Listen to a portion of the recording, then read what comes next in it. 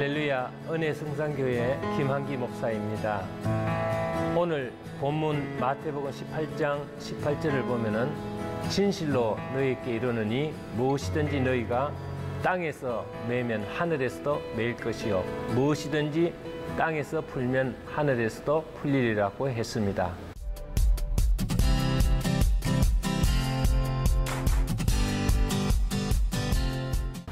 매였다는 것은 묶여 있다는 것을 말하죠.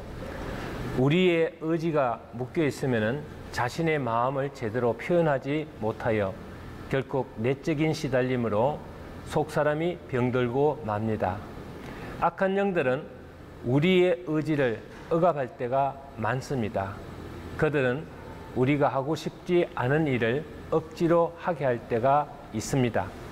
그러므로 마귀의 역사에는 고통이 있고 억압과 묶임이 있습니다.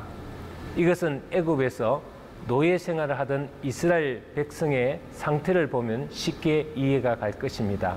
이스라엘 백성은 이미 하나님과 약속한 언약의 백성이었고 그들은 하나님과 약속한 약속의 땅이 있었습니다.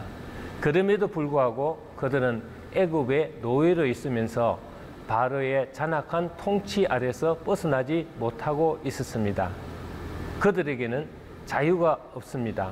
쉬고 싶어도 쉬지 못하고 하고 싶은 일도 마음대로 하지 못하는 묶임 그 자체였습니다. 모세가 오기 전까지 그들은 그러한 묶임 속에서 굴종적인 삶을 살고 있었습니다. 그러한 그들의 모습이 오늘날 영적으로 묶여있는 많은 그리스도인들의 영적 상태를 보여주는 것입니다. 그들에게는 하나님의 약속의 말씀이 있었고 그 권능과 약속과 자유가 있음에도 불구하고 자신이 묶여서 살고 있다는 사실조차도 인식하지 못하고 살고 있었습니다. 그저 세상 살아가는 것이 고생이며 힘든 것이라는 정도로 인식하고 이해하고 있었을 뿐입니다. 그들은 억압 속에서도 묶여 살면서도 내 팔자전이 하고 사는 사람들이 대부분이었습니다. 그러나 영적인 눈을 뜨기 시작하면서 그들은 비로소 자유와 해방의 기쁨이 무엇인지를 알게 된 것입니다. 악한 영들에게 묶여 있을 때 그리스도인들은 노예처럼 살게 됩니다. 그들의 의지는 자유롭지 못합니다. 항상 무엇을 하겠다고 결심하지만은 거기에서 벗어나지 못합니다. 무언가 변화되고 고치고 나쁜 악습을 버리겠다고 하지만 작심삼일이 되고 많은 이유가 무엇일까요? 영적으로 묶여 있었기 때문입니다. 후회하고 울고 또 기도해보지만 여전히 죄의 습관에서 벗어나지 못하는 이유는 무엇일까요? 알 수 없는 것이 묶여 있고 잡혀 있었기 때문입니다. 많은 사람들이 중독에서 빠져 있는 것을 볼 수 있습니다. 술, 담배, 마약, 도박 등 그들은 거기서 벗어나려 하지만은 애를 씁니다. 하지만 쉽지 않습니다. 이유가 무엇일까요? 영적으로 악한 영에게 묶여 있는 것입니다. 바로가 이스라엘 백성들을 통치하며 채찍으로 자신의 성들을 건축하게 시킨 것처럼 오늘날도 마찬가지입니다. 북한의 김정은이가 공포정치로 억압하고 있지만 정작 북한 주민들은 자신들이 묶여서 자유가 없다는 사실을 인식하지 못하는 것처럼 우리 그리스도인들도 하나님이 허락하신 자유의지를 다 잃어버리고 무엇의 고통을 받고 있는지를 모르고 영적으로 묶인 상태에서 다만 자신의 의지가 약하다고 하소연할 때가 많습니다. 저는 어떤 자매가 식탐으로 비만 상태에 빠져 고통받는 것을 보았습니다. 그녀는 식욕을 절제할 수 없다고 하소연했습니다. 그녀는 남대문 시장에서 어리업을 하고 있는데 낮에는 여러 가지 일로 밥을 먹는 둥 마는 둥 하는데 밤이나 새벽에는 냄비채로 먹는데 절제가 안 된다는 얘기를 듣고 심리적인 분석을 해본 적이 있습니다. 바쁠 때는 불안해서 잘 못 먹고 스트레스를 받다가 밤이나 새벽에는 누구도 간섭하는 사람이 없으니까 마구무구되는 잘못된 식습관이라는 것을 알려주면서 그러한 묶임에서 자유함을 가지기 위해 기도할 것을 권면하였습니다. 어떤 사람은 술과 도박 그리고 음란이나 약 중독에 빠져 묶여 있는 사람이 있는가 하면은 불안이나 두려움이나 우울증이나 강박증에 사로잡혀 자유롭지 못한 사람들을 주위에서 많이 볼 수 있습니다. 그들은 모두가 의지가 묶여 있다고 할 수 있겠죠.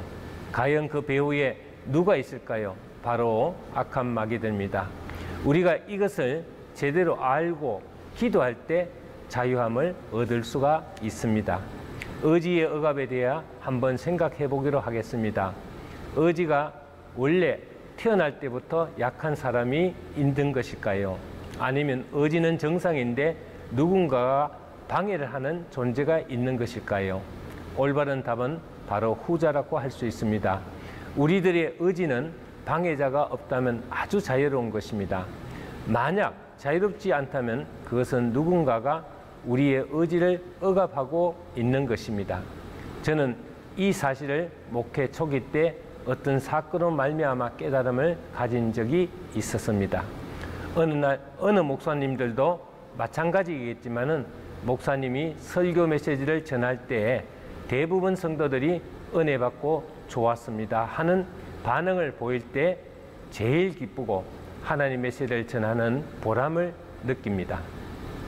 그런데 성도 중 K 집사라는 한 분이 유독 은혜가 되니 안 되니 하면서 이번에 설교하신 내용은 누구를 향해 때리는 말씀이고 또 오늘 설교는 설교 자체가 너무 진정하지 못하다는 등의 시비를 거는 바람에 저는 그 집사님을 볼 때마다 미움과 분노로 고통을 받은 적이 있었습니다. 설교를 준비할 때마다 K 집사의 표정이 생각나면서 설교 준비가 잘 되지 않고 또 생각만 해도 미움과 분노로 그러한 마음이 잘 지어지지 않았습니다. 기도도 해보고 미움도 버리고 분노도 사겨보려고 아무리 노력해도 잘 되지 않아서 어느 날 기도를 하는 중 저 자신에게 이런 마음의 질문으로 자문자답하면서 주님과 대화를 나눈 적이 있었습니다. 너 정말로 K 집사를 미워하느냐? 아니에요. K 집사가 하나님 말씀 가지고 시비를 걸긴 그렇지만 저는 그런 마음을 버리기 위해서 얼마나 노력을 했는데요. 그러면 내가 그를 미워하고 용서하면 안 된다고 했느냐? 아니에요. 주님께서 그럴 리가 없죠. 그러면 너도 아니고 나도 아니면 누가 그렇게 증오하고 미워하는 마음을 너에게 주고 있느냐? 저는 이러한 깨달음으로 그 다음부터 K 집사를 대하는 태도나 행동이 크게 달라지고 저 자신이 괴로워하며 고통도 다 사라지고 말았습니다. 그 후 K 집사는 우리 목사님 참 괜찮아요. 정말 괜찮은 분이라고 자랑하고 다니는 그런 성령의 역사가 일어났고 저 역시 그분 덕으로 더 훌륭한 메시지를 전할 수 있는 목회자로 거듭날 수 있었습니다. 우리들의 자유의지를 억압하거나 방해하는 세력은 바로 마귀들입니다. 내 의지가 약해서가 아니라 방해하는 세력들이 있을 때 용서도 사랑하려는 의지가 무기력해질 때가 많습니다. 영적인 전쟁에 있어서 우리들의 이러한 체험과 지식은 우리의 신앙을 더 유용하고 아름답게 영위할 수 있도록 도와줄 것입니다. 모두가 승리하시기를 주의 이름으로 축원합니다. 감사합니다.